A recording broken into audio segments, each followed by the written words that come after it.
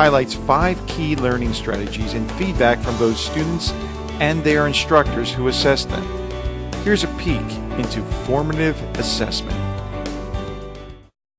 Please come up here and start working on those 2 problems. Would you 4 please come up here and work on these problems?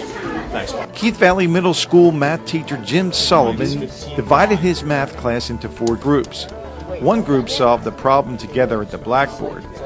Another group used whiteboards to write their answers individually, then held up their answers, giving instant feedback to Jim on who got it right or who got it wrong. A third group of students gave Jim instant feedback by using color-coded discs. Green means that they totally understand it, and so they are in a position where they feel like they can teach it to somebody. Yellow is indicating that they got it, but they want someone to make sure that they're doing it right. And then red is, can you come on over and help me because I'm not getting this at all. So since I'm subtracting these, this will be 0? Yes. In the 4th station, students who did well on a recent quiz tutored classmates who may have struggled. The key part, for me anyway, about having the kids work in different groups, different combinations, a big piece of what I pulled out of the formative assessments is that kids hear the language of other kids very well. That kids can be effective as teachers with their peers. Formative assessment lets you know how they're doing on a day-to-day basis so that you can make adjustments as a teacher so that you can make sure all the kids are getting and understanding the material. Turn to your partner and share with each other what you think you should have accomplished, what you did accomplish, and decide how you're going to accomplish your goals tomorrow together. Science teacher Jamie Ginsberg used formative assessment strategies that allowed her students to take charge of their learning by collaborating with classmates for a podcast project. Today in class, we were working on script writing for a podcast project that we're doing. I had them watch 2 projects and decide which one was the exemplar and the reasons why on their own they believed that it was the exemplar.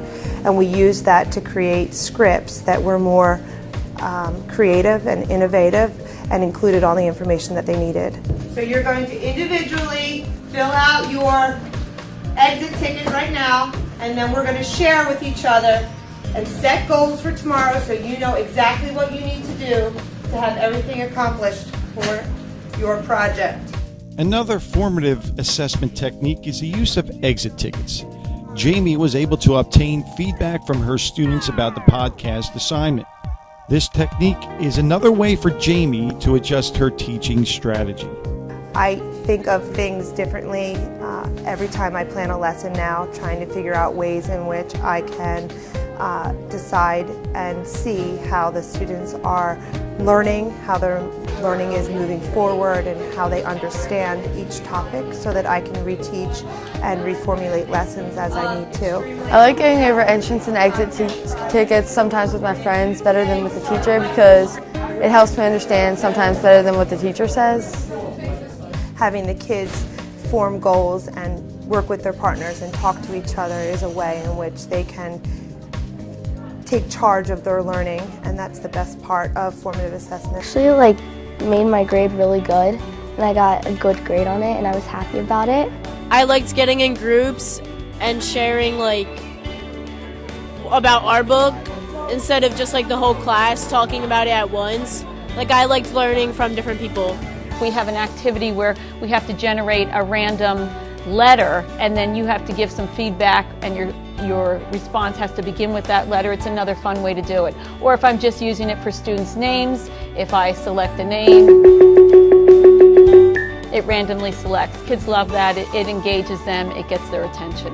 I understand most of what he teaches because it's easy ways. It's not too complicated on the exit tickets.